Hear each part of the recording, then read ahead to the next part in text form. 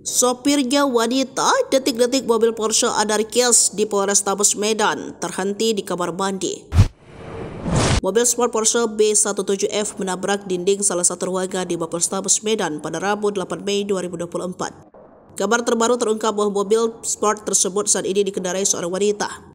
Kini wanita tersebut masih terus diperiksa untuk diambil keterangan oleh polisi. Informasi dihimpun Tribun Medan, peristiwa ini terjadi pada pukul 5 pagi. Sopir dan penumpang yang seluruhnya perempuan langsung dibawa ke rumah sakit. Sampai saat ini polisi belum bisa memastikan apakah sopir dalam kondisi mabuk hingga tak bisa mengontrol laju kendaraan. Berdasarkan keterangan saksi mata sebelum menabrak dinding kantor polisi, mobil tersebut terlebih dahulu menabrak Avanza hitam yang sedang parkir. Mobil terus melaju kencang hingga menabrak tiang listrik, pos pelayanan hingga pagar dan akhirnya terhenti di dinding kamar mandi. Petugas kepolisian telah mengevakuasi mobil dengan mobil derek.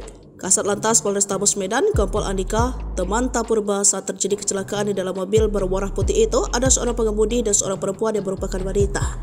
Ia juga membeberkan identitas pengemudi mobil yakni berinisial ES 50 tahun warga Medan area.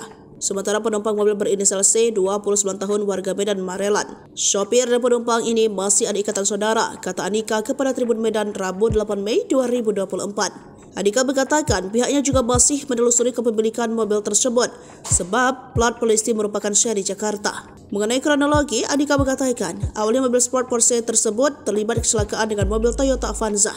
Kemudian mobil sport Porsche tersebut oleng dan menabrak kantor Sat Samapta Polrestabes Medan hingga menempel. Kedua mobil tampak hancur, sementara mobil sport Porsche terlihat menempel di dinding kantor Sat Samapta Polrestabes Medan. Sementara Toyota Avanza hitam berada di pinggir jalan dan kondisinya di depannya hancur. Nempel dia kayak cicak, ucap perekam video.